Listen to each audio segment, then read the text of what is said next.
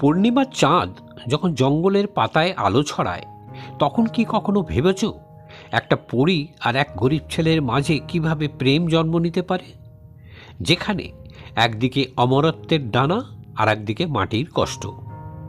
আজ তোমাদের নিয়ে যাব এমনই এক মায়াবী জগতে, একটা গল্প যেখানে ভালোবাসা সব নিয়ম ভেঙে দেয়।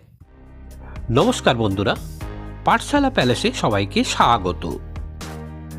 শুরু হচ্ছে আজকের গল্প, চাঁদের আলোয় পরীর প্রেম। চোখ বন্ধ করে শোনো, হৃদয় খুলে যাবে। এক গভীর জঙ্গলের কিনারে ছিল একটা ছোট্ট গ্রাম। সেখানে থাকতো রাহুল নামের এক গরিব ছেলে। বাবা মা কেউ নেই, কাজ করে দিন গুজরান করত।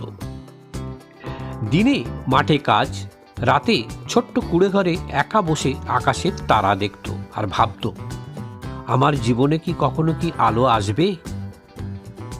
এক পূর্ণিমার রাতে যখন জঙ্গলটা চাঁদের আলোয় ঝকঝক করছে, তখন রাহুল কাঠ কুড়োতে গেল জঙ্গলে। হঠাৎ তার চোখে পড়ল একটা ছোট্ট আলোর দিকে। আলোটা যেন নাচছে। কাছে গিয়ে দেখল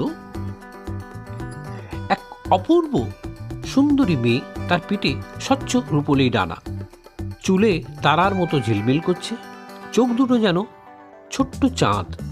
সে একটা পরী। সে ছিল জঙ্গলের রক্ষাকারিণী পরী। মানুষের কাছে আসা তার নিষেধ, কিন্তু রাহুলের চোখে সে একাকিত্ব আর সরলতা ছিল, তা পরীর হৃদয় ছুঁয়ে গেল। প্রথমে রাহুল ভয় পেয়ে বলে উঠল, তুমি কে? কোনো দেবী? পরী হেসে বলল, না, আমি শুধু একটা পরী। আমার নাম লীলা। আর তুমি এত রাত্রে এখানে কেন? দুজনের কথা শুরু হলো। রাহুল শোনালো তার কষ্টের কথা, আর লীলা শোনালো তার অমর জীবনের একঘেয়েমির কথা। এইভাবে দিন যেতে লাগলো। প্রতি পূর্ণিমায় তারা দেখা করত। লীলা তার জাদু দিয়ে রাহুলের জন্য ছোট ছোট অলৌকিক উপহার আনত। কখনো ফুল, যা কখনো শুকোতো না, আবার কখনো ফল, যা কখনো শেষ হতো না। রাহুল তাকে বাঁশি বাজিয়ে শোনাত। তার বাঁশির সুর শুনে লীলার মনে ঝড় উঠত, সাথে ডানাগুলো কেঁপে উঠত আনন্দে। কিন্তু পরীর জগতে নিয়ম আছে। মানুষের সঙ্গে প্রেম করলে পরী তার ডানা হারায়, অমরত্ব হারায়, মানুষ হয়ে যায়। লীলার বন্ধুরা পরীকে সাবধান করল, ওই গরিব ছেলের জন্য সব ছিল না, তুমি শেষ হয়ে যাবে। লীলা খুব কাঁদল। একদিন রাহুলের কাছে এসে বলল, আমি তোমাকে ভালোবাসি, কিন্তু আমার জগৎ ছেড়ে এলে আমি আর পরী থাকবো না। তুমি কি আমাকে চাও? রাহুল চুপ করে থাকলো কিছুক্ষণ, তারপর হাত ধরে বলল, আমি তো কোনোদিন রাজপুত্র হতে পারবো না। আমি শুধু তোমার পাশে থাকতে চাই, যতদিন বাঁচি। তুমি যদি মানুষ হয়েও আমার সাথে থাকো, তাহলেও সেটাই আমার স্বর্গ। সেই রাতেই লীলা তার ডানা ছেড়ে দিল। আলোর ঝলকানিতে ডানা মিলিয়ে গেল আকাশে। লীলা এখন সাধারণ মেয়ে, কিন্তু তার চোখে এখনো সেই চাঁদের আলো। গ্রামের লোকেরা প্রথমে অবাক হলো, কিন্তু রাহুল আর লীলা একসাথে কাজ করতে লাগলো।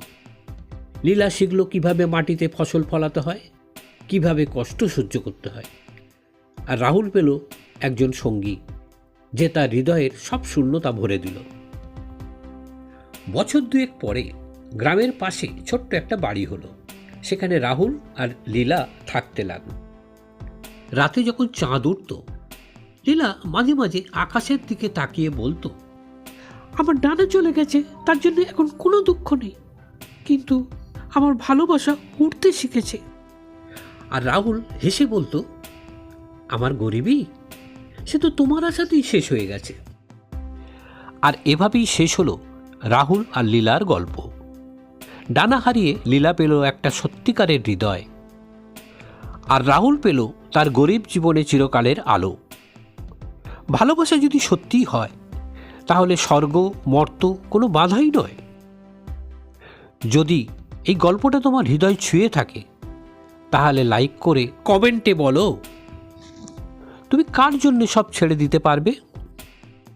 সাবস্ক্রাইব করো যেন এমন আরও মায়াবী গল্প তোমার কাছে পৌঁছয়। আজকের মতো এখানেই বিদায়। চাঁদের আলোয় ভালো থেকো। ভালোবাসা। নমস্কার।